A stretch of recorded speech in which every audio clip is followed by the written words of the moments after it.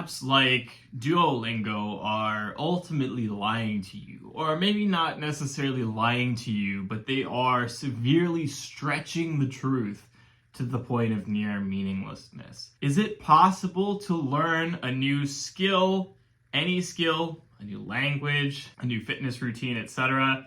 Is it possible to get really good at anything with just 5 minutes a day of practice?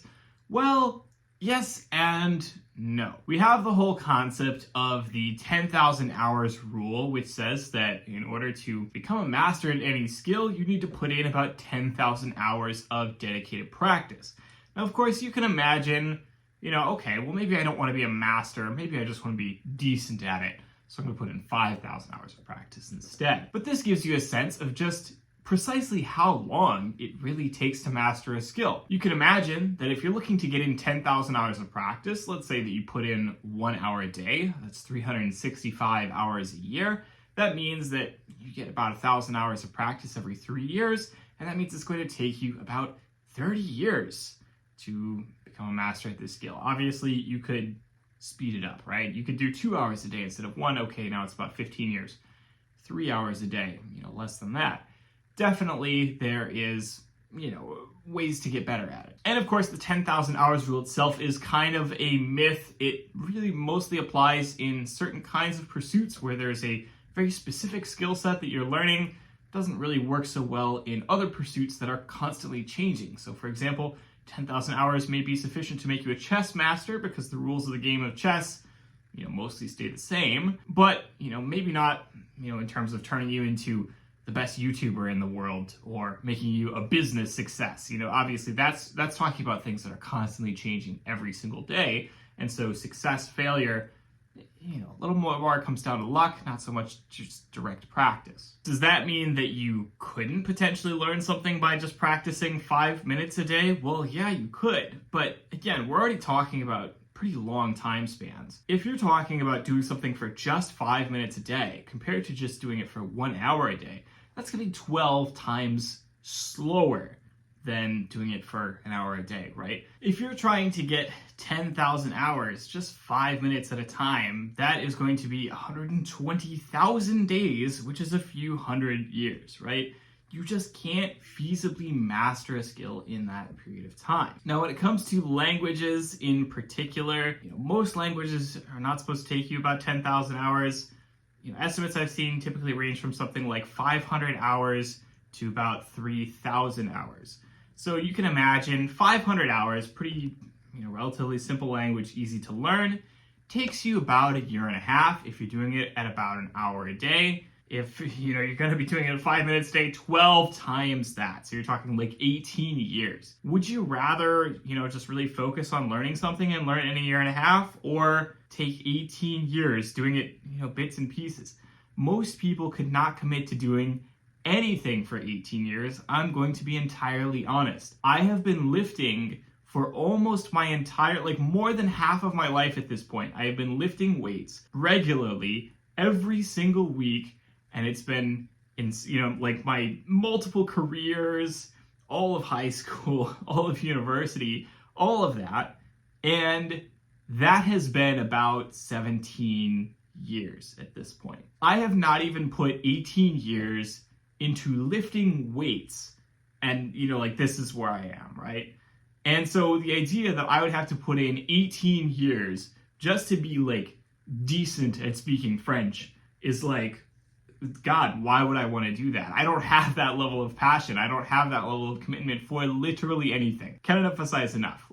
I could say today that lifting, which is one of my great passions in life, will I probably be doing that 18 years from now? Yeah, but honestly, I don't know. I don't really know. Anything could happen. I could have serious major injuries between now and the next 18 years and just be yeah, you know what, this lifting thing, it's not for me anymore. I'm just gonna do cardio for the rest of my life, right? I've been playing video games certainly for the last 18 years of my life, but who knows? Maybe I'll just decide that I hate video games sometime between now and 18 years from now, right? Very possible. That's a huge span of time, and it's incredible to think that I could commit to that. And again, that's not even for learning one of the harder languages. If you're talking about learning one of the harder languages that could take you up to about 3,000 hours to learn, again, that's 6 times as long. you're now talking 72 years if you're doing it 5 minutes a day, right? Can you commit to learning Chinese 5 minutes a day for the next 72 years? Probably not. Another important thing to recognize is that when we're talking about these estimates in terms of like, okay, you can learn a language in about 500 hours, that mostly applies to the idea that you're actually practicing all of the things involved in the language. So a language is not just, like knowing a language. It's not like one component, right? It's actually multiple components. So you're talking about listening comprehension, which is your ability to understand when people say things to you. You're talking about spoken comprehension, so your ability to actually formulate sentences and respond in return. And then you're talking about reading comprehension, and then of course also your ability to write in response. So those are like the four, major parts of it, right? You could go your entire life, like let's say that I, spend every day spending 5 minutes reading French, not writing French, just reading it.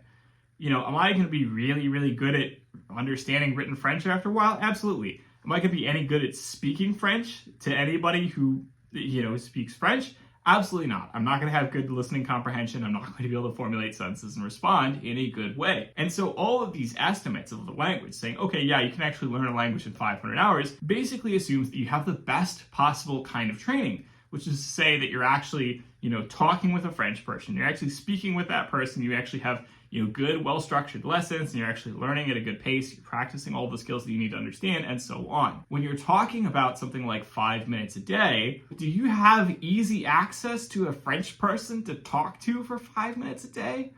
I mean, most people probably don't. And likewise, there's also the argument that potentially, yes, it's a good thing that you're training things regularly, that's helping, but you're also potentially losing a lot because you're not actually really practicing for very much.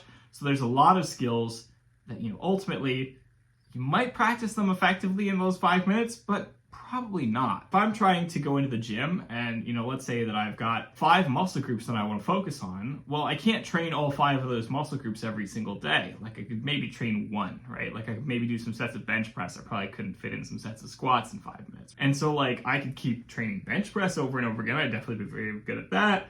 But am I going to get good at squatting? Well, no, because I just don't have time to practice it in 5 minutes a day. And likewise, there's just a lot of aspects, a lot of elements of, a well-balanced training approach that you probably can't fit in if you're just training something for 5 minutes a day. I think a big part of the problem is that what happened was that cell phones came out, right? We had smartphones come out, mobile phones, that made it much easier to get a little app, a little thing that you have in your pocket. And then, you've got, I've got 5 minutes while I'm on the train or going for a walk or whatever, where I could fit in a little bit of practice for this language that I couldn't do previously. And that's where this popularity came from, this idea that basically it's just okay, I'll spend 5 minutes a day, doing this, doing that, whatever. And I don't want to discount the fact that yes, you can get great practice in 5 minutes a day. You definitely can learn a lot more French, for example, in 5 minutes a day of using Duolingo or another language app than you can obviously doing nothing at all. But I think the important thing to understand is that these practices on their own are always going to be flawed and incomplete. They are, maybe a portion of the overall picture of all the things that you should be doing to learn a language, but they are a relatively small one. I think they can work well if they are a springboard, a jumping off point for developing other new habits. Okay, maybe I'm doing 5 minutes of Duolingo a day, but I'm also doing, 15 minutes of reading French, and I'm also doing, a half an hour of chatting French with a tutor or something like that. Or, maybe I'm using this as a supplement to also taking French classes. That can be an awesome way to get in a little bit more practice. But if the idea is I'm just gonna, do Duolingo super hard and that's gonna teach me French, well, not really. It's not really going to do a very good job. And that's the problem, is that these apps, get you to think in terms of, oh, this is all I need to do. I just need to do this for 5 minutes a day. Or, okay, maybe I'm super dedicated. I'll do this for 15 or 20 minutes a day, whatever. They get you to think small, and they get you to think specifically in terms of that being the only kind of training that you do. And as a result, you don't do all the other, you don't actually practice all the other skills that you need to practice in order to actually learn a language overall. And I'll say that, I've learned multiple languages in the past. I will say that, I spent years and years learning French at my high school. Did not really learn it very well. Similar thing in university. Didn't really learn it very well. And then I studied abroad in France for like 2 months. I learned an incredible amount of French in a very short period of time, because it was actually the first time I was really being forced to actually engage with people who were speaking in French regularly, go to classes in French, actually understand what they were saying and respond to them and so on. I learned, much more in those 2 months than I learned in, all the previous years. And that was because I was actually doing the right kind of practice for the first time. Likewise, when I lived in Denmark, I started learning Danish, and I learned an incredible amount of Danish in about 4 or 5 months, to the point where I was nearly fluent. And then, of course, I moved away from Denmark and lost most of it simply because I could not keep practicing, could not keep training in that way. And this is why you hear all these stories about how people can learn languages very, very quickly if they're actually immersed in the language, usually if they're actually, living in the target country and so on. Because you're actually getting the right kind of training, whereas most of the time, most people who are trying to learn a language otherwise are just messing around, fiddling around with some apps, not really talking to anybody, not really actually using the language. And again, all of those 4 areas that you need to actually use it to get better at it. I also don't want to completely downplay the idea of, hey, I just want to maintain a skill. I just want to practice a skill a bare minimum amount and maintain that. And that's definitely a very noble pursuit. I don't want to put that down. You can't always, go 100% in everything that you do. You always have to juggle, like, okay, I've got this responsibility, I've got that thing to do, and I've got this going on today. I don't necessarily have time to practice everything that I want to practice all the skills that I want to practice on a daily basis, right? But doing 5 minutes is going to be great for maintaining that skill. And it's the same thing with like exercise, right? Like if you can get in 1 hour long workout a week, that's going to be insanely better than just doing nothing a week, right? If you could do 12 5-minute short workouts a week where you just do 1 exercise at a time, and so long as you make sure you're actually hitting all your muscle groups, yeah, like that's going to be awesome. You're going to get great results compared to 0. But again, compared to what you're going to get doing actually focused work, actually training, a few hours a week regularly, huge difference, right? So while 5 minutes a day may not really be enough for you to really learn a new skill, it certainly is enough to maintain an existing skill or make minimal, slow progress over time. And that may be enough for many people. If your goal is not necessarily to be the best French speaker in the world, but you want to maintain some effort that you put in a while back so it doesn't entirely fall off, yeah, 5 minutes of practice a day might be great. If you are somebody who doesn't have all day to spend in the gym, and you just want to train a bit, and you just want to get the health benefits of exercise, and you've got all kinds of other stuff to focus on, yeah, 5 minutes a day is great. Just do something, right? Something is infinitely better than nothing. Of course, more is always going to be better than less. So that is all for this week's video. I hope you have enjoyed it. As always, don't hesitate to like, comment, subscribe. Let me know what you'd like to see in future videos. I'll talk to you all next week. Have a good one.